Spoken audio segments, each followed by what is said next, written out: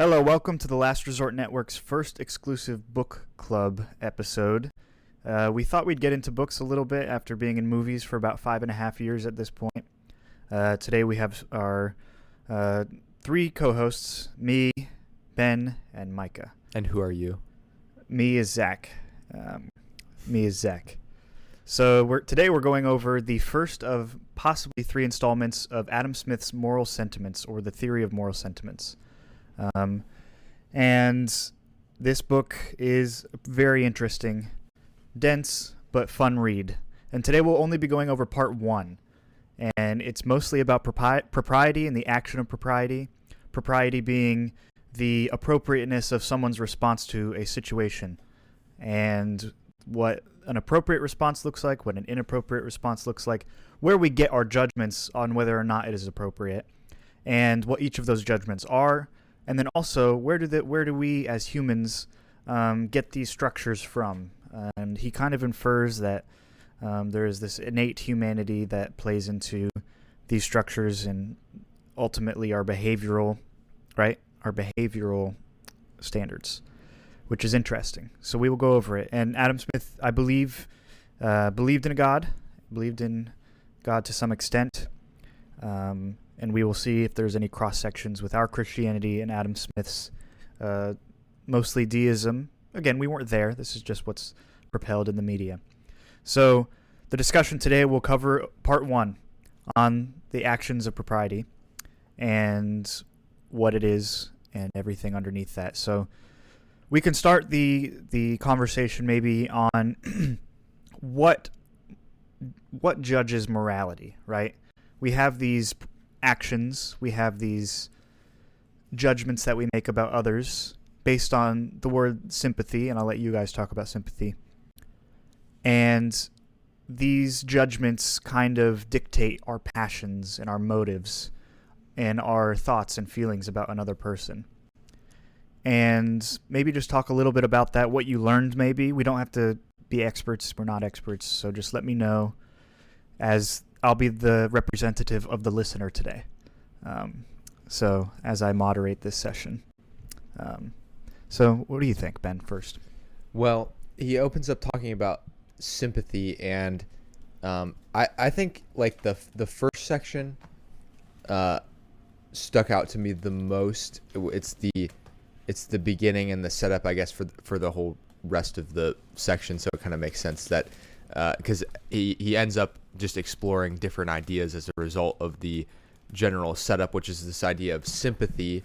And I mean, one of the challenges as the reader of something like this is there's words that you're used to hearing, but they're used in slightly different ways, or they've evolved into different words over time. So somebody else today might use a word that wasn't sympathy to represent the same idea.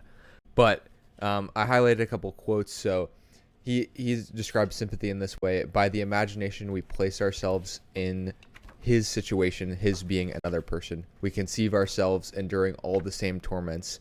We enter into his body and become in some measure him, and thence form some idea of his sensations and even feel something which, though weaker in degree, is not altogether unlike them. So he's talking about how the idea of sympathy and for your fellow man is you see somebody else suffering, and there's this human quality where you can use your thought to place yourself in what would it be like to be in that situation. Maybe you've experienced a similar situation to them in the past, or maybe you just have enough innate imagination to be able to know that what they're going through is difficult. And because you're able to experience that feeling, that is what helps you achieve sympathy, kind of, right? Because if you had no relatability to your fellow man, you wouldn't know that what they were going through was difficult or challenging.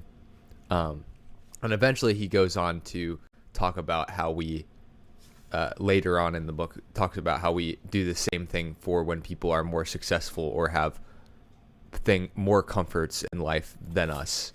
And we have the same capability both directions. So that stuck out in the beginning portion. And then at the end of the first chapter, he says, and from thence arises one of the most important principles in human nature, the dread of death, the great poison to the happiness, but the great restraint upon the injustice of mankind, which, while it afflicts and mortifies the individual, guards and protects the society. So he's basically saying that if we didn't have death as sort of like as a punishment, because he's also saying like you can use this to restrain certain things about society when you can threaten death. So in that sense, he's talking about like premature death, I guess, because we have this, humans expect death. You expect death to happen in a certain timeline, but you can threaten people with premature death that throws off their timeline. But I mean, in general, I mean, he's agreeing that all humans do dread death, even if it's on the timeline that they want it on, you know. So that was an interesting ending to the chapter, and those are some of my thoughts and things that I highlighted throughout the first part. Michael, did you have any thoughts on sympathy? Yeah, I saw like the way that he's arguing in part one really sets up sympathy as the one of, if not the most important things for humans to like be able to relate to one another. And it's interesting that you mentioned his like his personal beliefs. I did some like looking into this just briefly online, and it looks like there's kind of like some debate on this, but from what I saw in this book, he's not really taking any firm stances, but mostly just kind of arguing from a point of like I guess natural law, if you wanted to call it that, or just like things that are pretty commonly observable. And so I really appreciated that approach, and made it, I think it makes it pretty easy to read and understand and agree with the points that he's making. And yeah, I mean, my biggest takeaway of sympathy is that it's, or of like his point on sympathy is that he's saying that it's very important. Yeah, it's kind of like the driver of those judgments that we make, and it's interesting. It seems like the measurement of how we should judge is based on this impartial spectator, right? This neutral, perfectly neutral person that theoretically exists in the mind of every person, that by which we judge our thoughts and actions, and specifically not our thoughts and actions, but the intensity or brevity of our thoughts and actions. For example, if I were to see someone get punched in the face, the appropriate response by this neutral bystander, this neutral force, is I should be upset, right? And if I'm not upset, if I just see it and just keep walking by, this old lady's getting beaten up unjustly, right, on the street, and I just walk by and I don't have, a negative response to it, that is an improper propriety right there. So that is the lack of sympathy. That is the lack of me trying to experience her experiences, or use the term he uses is imagination, and kind of delve into her world and feel what she feels to a lesser extent, of course.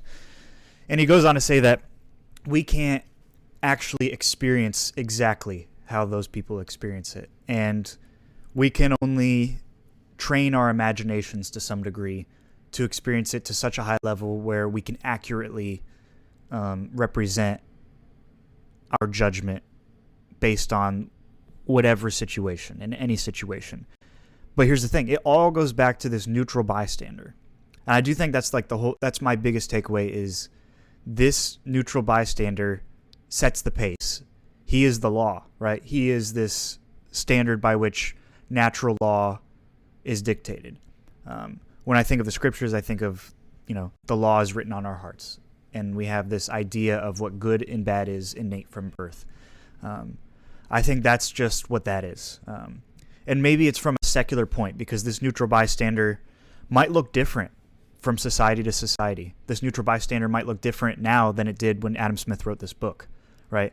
Now, there are things that we walk by and don't regard as terrible that back then they would have regarded as terrible, right? Even just women showing their ankles, for example, would be something that Adam Smith might write. Everyone should be appalled by that, right? But now we don't care, because this neutral bystander has changed over time and sort of evolved with the human race. Not that I'm using evolved as changed over time. And I think when you create the judgments of morality and judgments of social interactions off of this neutral bystander that is theoretical, that is kind of this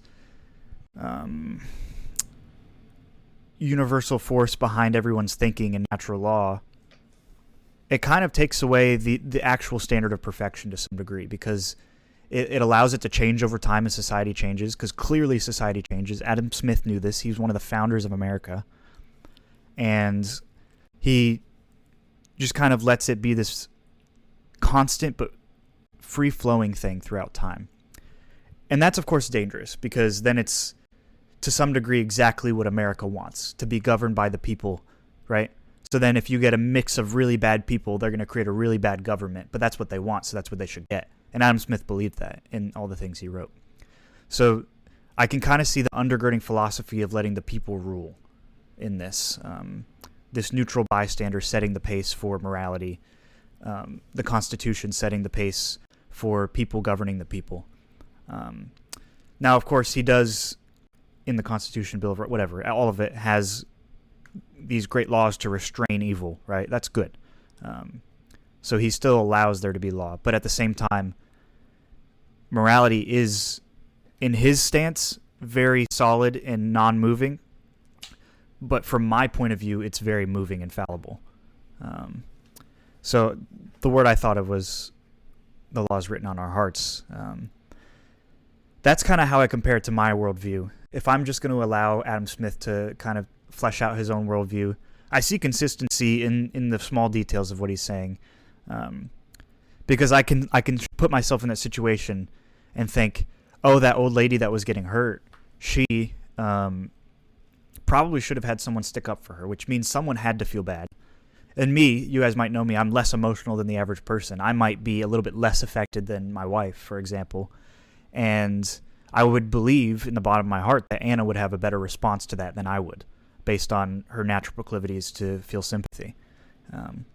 So I believe that there is truth in what all this is saying. I just think the end goal, the standard by which it's judged and maintained over time, is not as infallible as Adam Smith would write. Do you have any thoughts, Ben, first? Well, first of all, I wanted to say, I think Micah pointed out, where was I going? See, this is the problem now. I got distracted by what you said, and there was something that Micah said that well, yeah, it's all related to sympathy, Zach. But I'll get there. But I think you're right. I think that it is interesting how.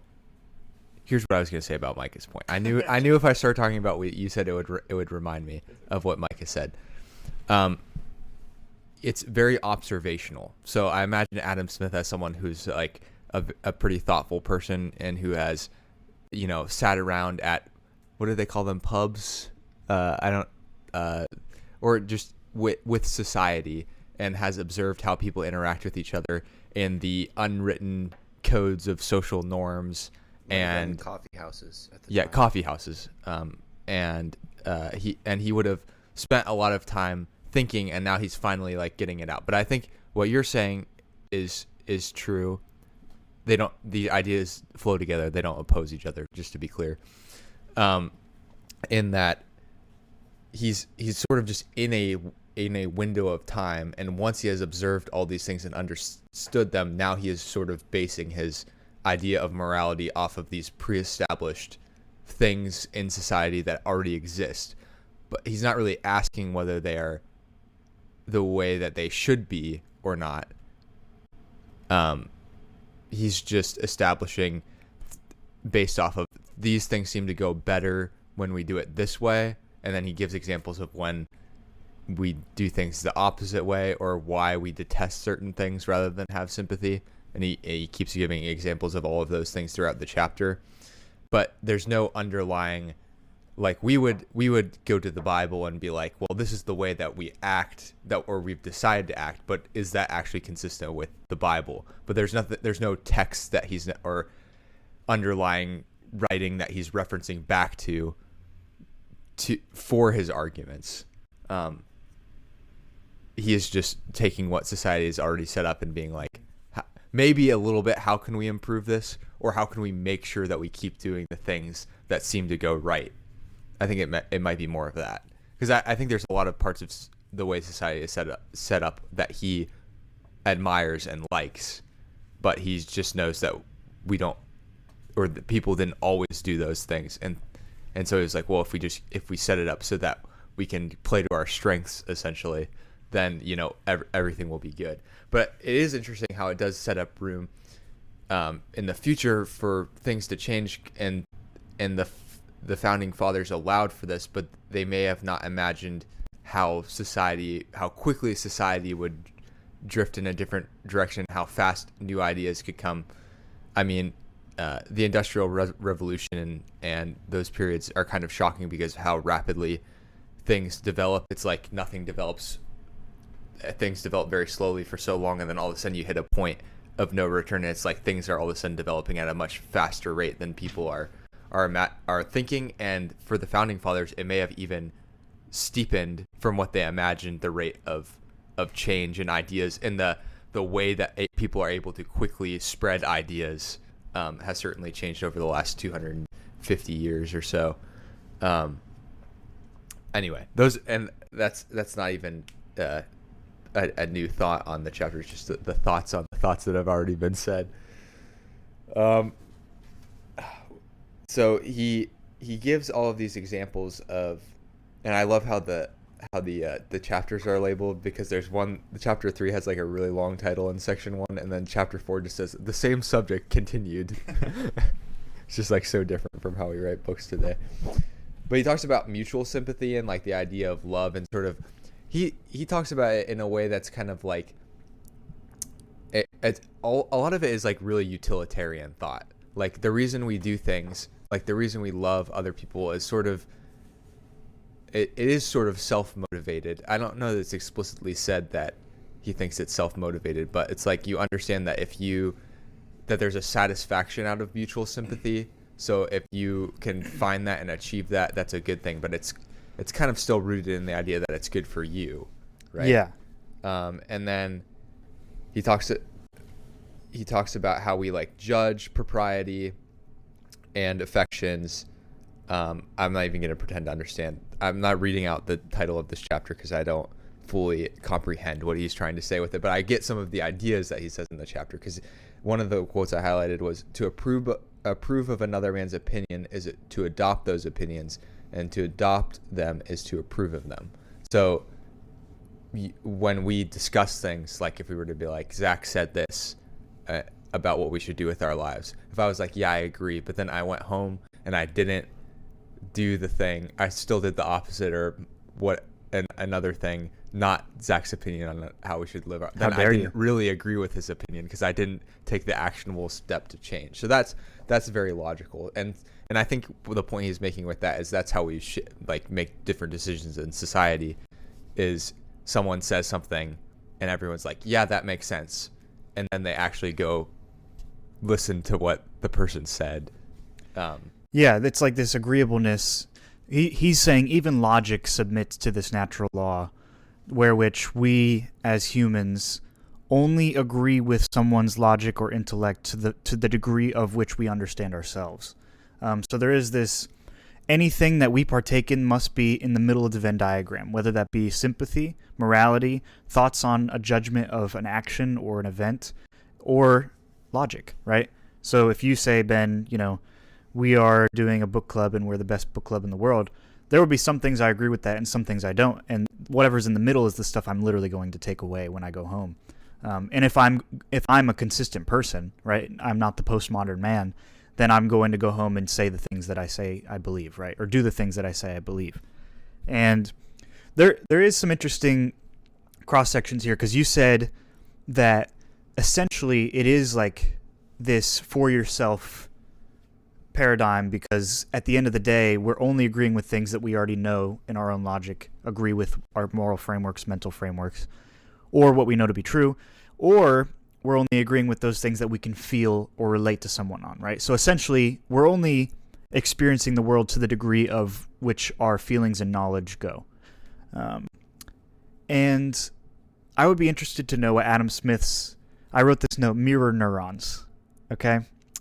So he says, we feel it in some measure and are hurt by it as well as the sufferer, referring to, let's just say the old lady example again, we'll continue. And this old lady feels pain, and we are hurt by it as well as her, if I'm, judging with right propriety, with good sympathy. And I feel it. She gets hurt, I feel it in my chest. If she gets hurt in the arm, I feel it in my arm. And there is this scientific backing of these literal things in our bodies called mirror neurons. These are physical things that are studied and confirmed by science.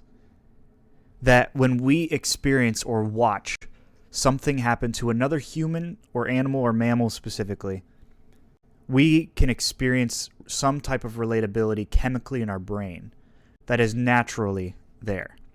So not only is there a mental cross middle of the Venn diagram, not only is there an emotional, sympathetic middle of the Venn diagram, there's also like a physical middle of the Venn diagram where we can literally feel what they feel to some degree. I would be curious if Adam Smith would think that's included in this ultimate selfish will of man to only agree with what he can understand or what he can sympathize with. It's as if God had actually put that into the nature of his creation so that people can relate to one another, so that there is this open door for us to be able to. Because if we weren't given the ability to, we wouldn't, right? If we weren't given the ability to sympathize, we wouldn't sympathize. We wouldn't go out of our way to try to sympathize if it didn't come supernatural to us, super space natural. So I think mirror neurons kind of blow this framework up a little bit to show that there is something more going on here than natural observances that we can compile together. There is like this innate process for us to be able to do these things based on larger concepts than what are explained in this book so far. Maybe he'll write a chapter on mirror neurons. I haven't read the whole book yet. So, chapter 7. No, I'm just kidding. I don't expect anybody to follow up on my thought. But I'd be curious to know what you guys thought about some of the things that he said about judging propriety in positive ways or negative ways. Positive ways meaning joy or accommodation or agreeing with someone and being happy in that, rejoicing when they rejoice, essentially. Or let's say negative approbation, where it's this disagreeing with the way that they responded to something. What do you think about the way that he explained? Like, what I'm asking is a very large question because it covers like 3 chapters or 3 sections. But essentially, I'm asking, did any of those stick out to you? Did any of those you disagree with? Did any of those you really agree with? So I'm asking for more specifics if you want. So if you guys underlined or wrote anything down, that would be helpful at this point. If not, no worries. I can start if you. Yeah, go ahead. Because I have underlined a few things. There were a few. Reading this is like there's things that stick out, and then there's things that you're like you kind of gloss through the section is what I noticed.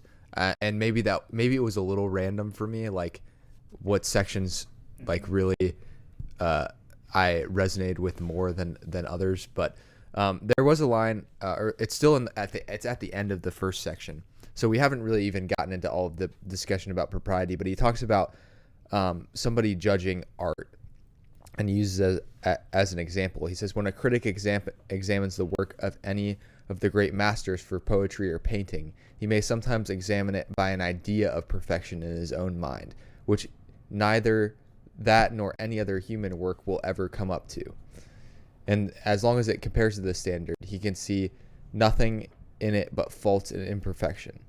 So I think the point he's making here is that's kind of what we do with morality, is we come up with a theoretical standard of perfection. I'm not saying this is what I agree with. I'm saying this is what he's arguing. a theoretical standard of perfection that we hold our fellow man to. And the more closely that we hold that standard, the harsher we'll judge our fellow man and maybe ourselves, although he doesn't seem to talk about that as much. But if you just compare the works to each other, then it becomes clear who the great masters are and why they're the great masters and who is not. I think I definitely related to this because of how we think about movies and like rating movies. And it's like, yeah, I think in every critic's head, they're like, well, theoretically there's like this like perfect movie that is just like, but we know that can't exist. And it's also, I mean, you're also taking an objective framework into something that's subjective, like art, which is always a little challenging to actually do and unhelpful in some regards. And then further on, he gave lots of examples of why sometimes our sympathy may fall short of like we experience it, like you're saying, with the mirror neurons, but it doesn't live. It still isn't the same as the person that's actually experiencing it. And I liked how towards the end, it might have even been the third section, he talks about how there starts to be layers with these things where it's like there's like point 1 and point 2. And if you just knew point 1 of what happened in someone else's life, you might not have any sympathy. But when you see the second layer, sometimes that gives you another layer of sympathy. And sometimes people call these things excuses. But I understand, because when we understand more of the context of someone else's life, we tend to be more sympathetic for them, whether it's deserved or not. And of course, we know as Christians, none of it's really deserved. Like, sin deserves to be punished. But thinking about it from Adam Smith's standpoint, it's like it would be important to understand the story behind why somebody did something.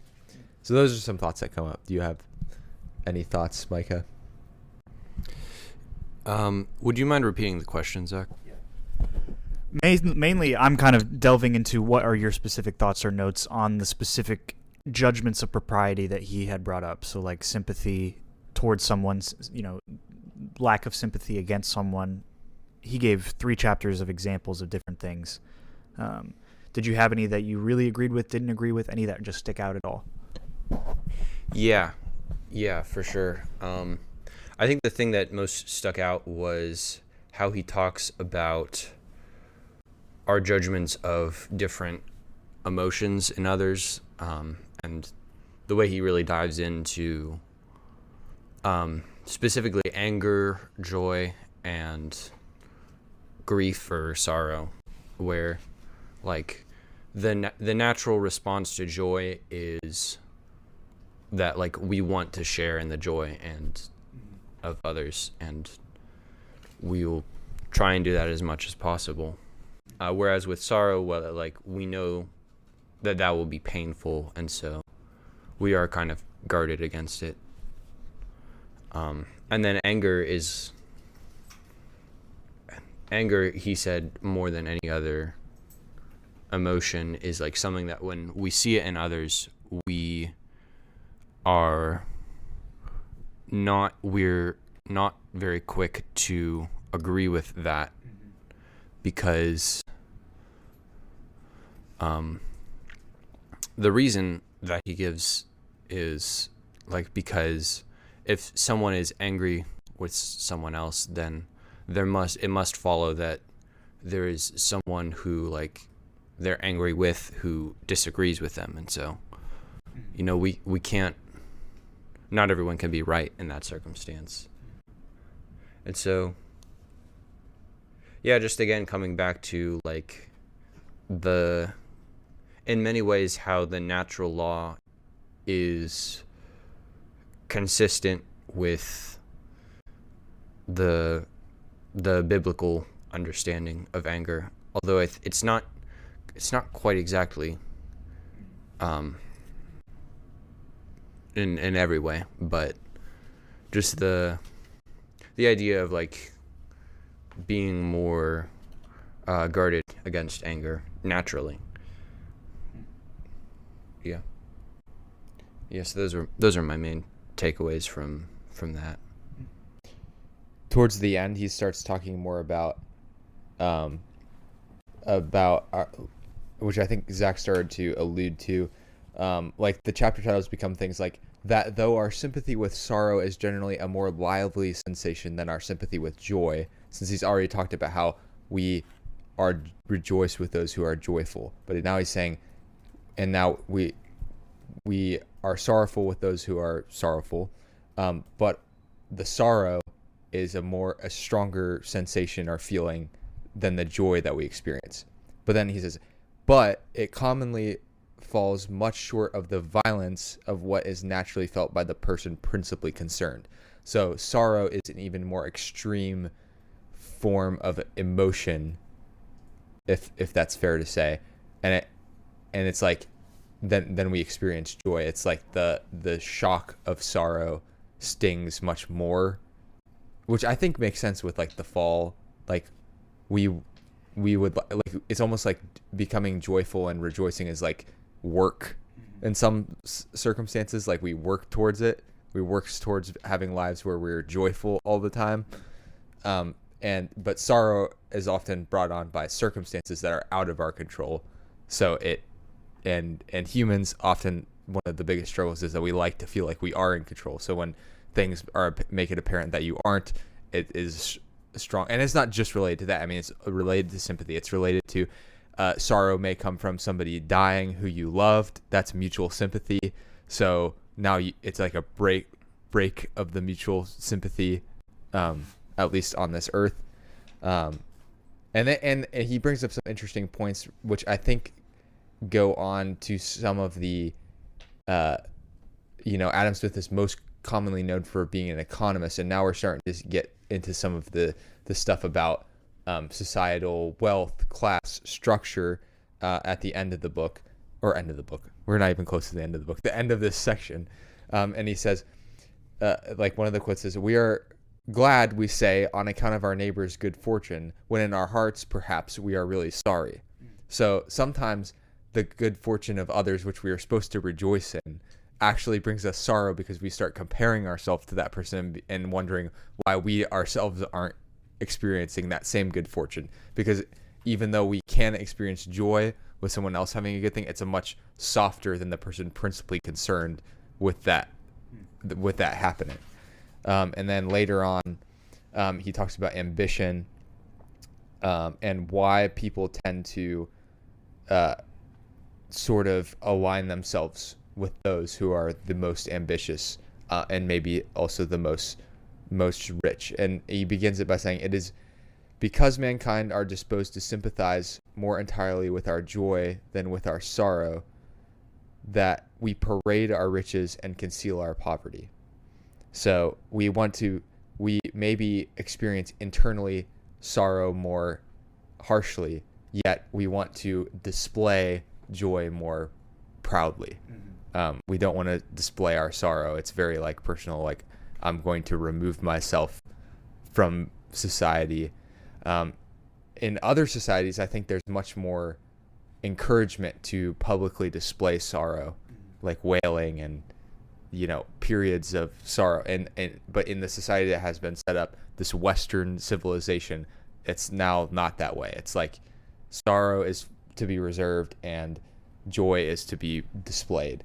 And then he says, "The rich man glories in his riches because he feels that they naturally draw upon the attention of the world, and that mankind are disposed to go along with him in all of those agreeable emotions with which the advantages of his situation so readily inspire him." And I think we see this a lot in our current day, and it's a big talking point in our society that it does seem like the rich aren't just content to be rich and kind of enjoy their life, but some people who are rich also must feel like they need to sort of conjure up public support in their display of their riches, or have sort of a broader societal purpose towards power or something like that. I mean, it's not all that simple, because sometimes just the thing that you're doing that's making you a lot of money just has great implications on society in general. That's otherwise you wouldn't have done the thing that resulted in so much money, you know. So it's multi-layered, but I thought that stuck out because that's a thing that people talk about a lot. And there's one more quote that there's a word that I don't know how to actually pronounce it, but it still stuck out. Our obsequiousness. I would love somebody to look up how to pronounce this. It's spelled obsequioussness.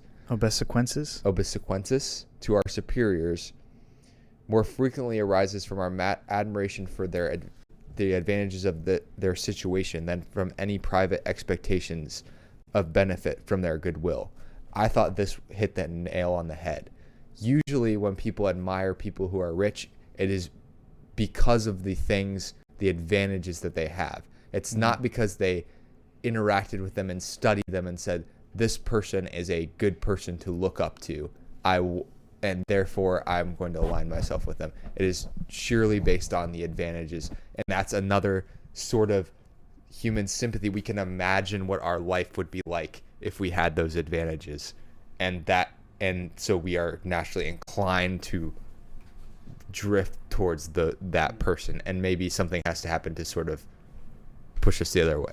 So what are your thoughts to those things? Yeah, I thought it was especially interesting considering like his arguments and comments about the rich are like in a time where monarchy is more so in power, and he even like refers to kings or like people of high estate in the monarchy, and yet like the principles of how the public sees the rich, I think definitely still apply with our celebrities and in some sense our politicians. Yeah, it's like we have kind of removed one class structure or one structure, so there's no monarchy, because in some ways there was a super high concentration of wealth in the nobility, I guess. And maybe it was fading in England at the time still, but not fast enough for the founding fathers to be satisfied. And so you remove that, but humans sort of have a way of like setting up their own new systems of the same things happening. And I think that's kind of what we've seen in the US. And it's not like, I mean, even the class of people talk a lot about the billionaire class, but I mean, we already went through one wave of that with the Rockefellers, the Vanderbilts, the industrial titans. So it's not even like what we're experiencing now is actually different from what we've experienced in there's our nothing own new under the short sun. History, right? For sure. So with we're at the 22-minute mark of that much time left. Let me ask a couple moderator questions. I feel like this is a very good question because it gets at the heart of what this book essentially is, at least in part one. We'll find out later on what else is there, what else is to come. Is sympathy simply an emotion that we naturally feel, or is it a skill that we can train, or is it just a moral capacity that is innate in us? So is it something that freely flows out of us that we can't control? Is it something that we really have to work on? Or is it something that we have differing capacities to, and one person is stuck in their capacity for their whole life, whether that be appropriate or inappropriate? Can they all be true? I was trying to think, because I guess the second point where you can train it makes sense to me. Like I don't think people are like completely restricted to what, because otherwise we wouldn't be culpable for our sin if we were just like robots pre-programmed and it was like everything that we made. I know this can get down like predestination paths and things, but I guess what I mean by that is that what we do know, regardless of our limited ability to actually understand the structure of time and structure of some of these things, is that we are ultimately held responsible for our actions by society and by God, more emphasized by society in this text. So then it would sort of lead you to believe that there's a hope for most people to be able to positively change if they aren't naturally inclined to the preferred sympathies or the preferred actions of society. It seems like people who believe like this have a tendency to believe there might be a class of people who are sort of like the hopeless, and those are sort of the people who usually end up in jail for life if their proclivities take them in a direction that is like more towards crime. Now, theoretically, there might be somebody who doesn't have a capacity for sympathy and yet has some sort of like huge capacity in another area that's advantageous, and therefore doesn't necessarily commit crimes, but is still like very manipulative and very very, but technically the things that they're doing are not illegal. So it wouldn't mean that everyone who didn't have a capacity for sympathy would end up in, with the death penalty or something like that. But these are all like, I think these are all like natural things that we think they're not, but they're not necessarily based in truth. But I'm trying to think through Adam Smith's more observational viewpoint, where it's like what you observe about life from your context is, in some senses, like the reality of what the world is, which is a kind of an interesting thought exercise. But it's an easy one because I think we also have to kind of unlearn doing that as humans. We kind of are born thinking like that, like how I think of the world is how the world truly is. And you have to like unlearn how to think like that. Then your first point is, does sympathy freely flow? I guess like through common grace, I think the idea that any of us have any like natural sympathy is unnatural, but it does seem to be the case that just because you aren't a Christian or you aren't united with the Holy Spirit, you still have some capacity for sympathy and empathy and like relating to your fellow man. So I think there's like a common grace of that on the earth. I don't think that's how Adam Smith is thinking of it, but it's like, I guess it's kind of, or maybe he is, it's just kind of implied, because he's kind of implying that sympathy is natural law, like you said. That's something that everyone feels, and there might just be some people who are just like genetically predisposed or messed up and don't. Yeah, my understanding of Smith's viewpoint is that he's mostly talking about sympathy as if it's something that is just naturally flowing, and this is just like the reaction that we would naturally have. But I think there's definitely a component of it that he talks about where we can train our sympathies in certain ways, or like direct ourselves in certain situations, like with sorrow, for example, where he talks about like when we try not to enter fully into someone else's sorrow because we don't want to feel that awful ourselves. So yeah, I'm not sure if he said much on the third point, but yeah, Smith I think is mainly talking about it as if it's natural. Yeah, and I think you brought up common grace, Ben. If we're going to take Kuyper's idea of common grace and apply it to this book, common grace doesn't necessarily need to be distinct from natural law, right? Most things that we experience to be grace is just breathing, being alive. We have a heartbeat, right? Which comes from natural law, which comes from God. So there's probably a lot of crossover between common grace and natural law. It's kind of like the difference between common grace and natural law is one of them has one of them has God in charge. The other one kind of is just by itself in a deist perspective, right? It's the wind up and let go Yeah. idea. So I think there is, arguments to be made from common natural law for the existence of something beyond what we can see, i.e. morality in this book. And if we're going to argue, in an evidentialist manner from personal experience, using an apologetic towards finding out what is true beyond what we can see, then he's honestly doing a good job. I want to give him a lot of credit for these thoughts. Because what Adam Smith is doing is he's essentially saying, this is what I can see from my perspective, what motivates all actions, which is a very hard question to answer without some predetermined truth, right? He's working from scratch. That's very hard to do. One, because if you're working from scratch, you're kind of going bottom up rather than top down. And that's hard to do perfectly, right? You come top down when you look at the law and you say, this is what we should do and we shouldn't do. And we fall underneath it or we don't, right? We break the law or we don't.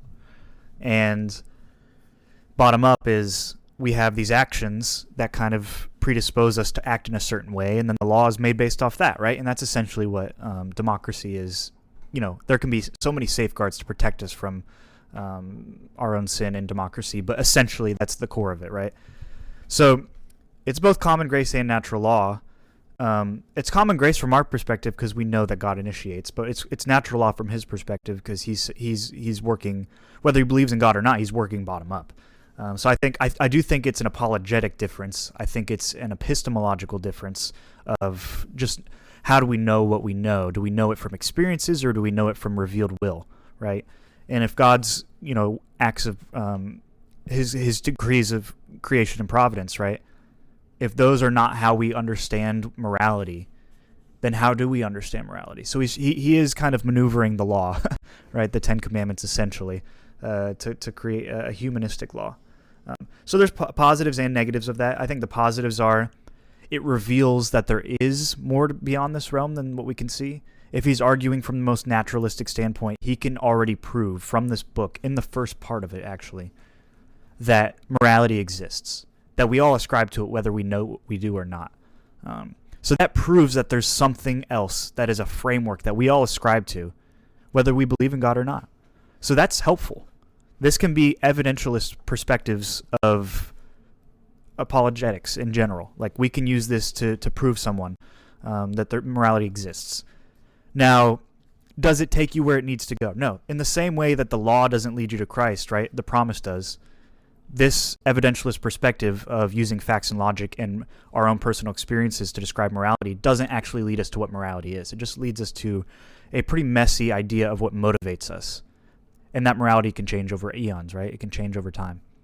So it gets us started, but it doesn't take us to the destination, right? The destination is God, obviously, and he's the lawgiver, he's the law creator, and all law flows out of his natural godly attributes of divinity. And I think there is something to be said about this being used for particular people in certain eclectic apologetics to lead them to Christianity or lead them to some type of truth beyond what they believe, even if it's just putting a pebble in their shoe at the time, when they've rejected all other pleas, right, and to truth in general. This can prove someone wrong. Now, unfortunately, we're in the postmodern world where even postmodernity is too logical for us, and we're looking at a book like this and we're saying, well, it doesn't even matter. It's just words on a page, right? Logic doesn't exist. None of this exists. We're just creating these things from our butts. Like it would be of much value, as same value to read a book that had one word as the title, and that word was like the, and then the was just written 4,000 times on 200 pages. Like that would be like the same level of value. Actually, that might be better value because it's just training my mind to be more, to be less brain rotted and more, have more concentration, because that seems to be. Yeah, that's what Adam Smith wanted us to talk about, was brain rot when we review his book. So, well, it wouldn't cause it to be less. It would be I don't know. It would just be an exercise in I don't know, difficult. It would be more of a stoic. Honestly, that's more of a stoic idea to do something like that, to just do something hard for the sake of it being hard. Yeah. Which he does talk about stoicism, and I just got to that part this morning, and I didn't really have many thoughts on it. I didn't feel like I comprehended that section as well as some of the other sections, and maybe it's because I don't have like I know about stoicism. I know people who like stoicism. I know about Marcus Aurelius, but I am not like well studied on stoicism exactly. So maybe it kind of just was like the words just kind of like glazed over my eyes, and it didn't really mean that much to me. But if you were a Stoic, it might be a very interesting or you had a strong understanding of it, might have a more greater impact on your read. Well, that yeah, and I think this covers a good idea of part one, just for the sake of my computer battery and you having to go.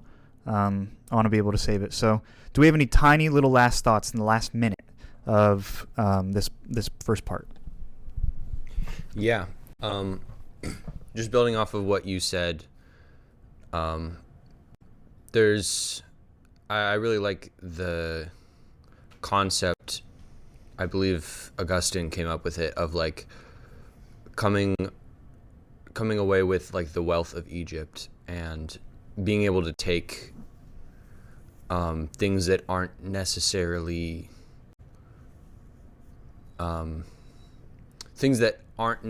submitting to God, and using those frameworks in a way that does submit to God. And so like a great example, like with this book, what Zach was saying is like we can use some of these arguments in apologetics, and we can, as Christians,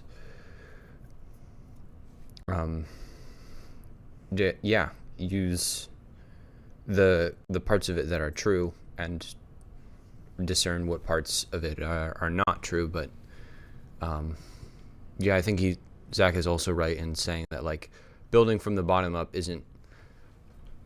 it's useful, but it's going to have its own problems, and you're not going to necessarily be the most accurate when you get to the top, as opposed to if you were kind of building your understanding from the top down.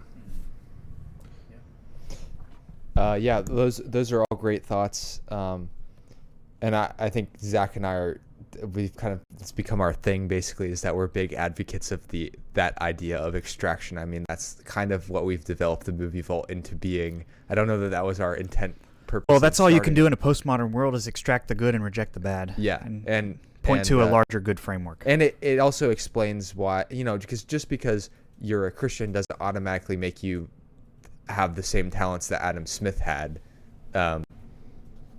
God saves, he doesn't necessarily save based on this person could write this book, he has greater purposes than that. So I think it's still beautiful that God allows people in the world to still have talent and produce thoughts that help us. Yeah. And that's pretty much my closing thoughts. So with that, we will end our first ever Last Resort Network book club that's been recorded, and we will do the second part. Maybe parts 2 through 4. 2 through 4. Because there are like 6 parts in this. We'll see. Either way, join us for the second edition of Adam Smith's Moral Sentiments. Thanks. Bye.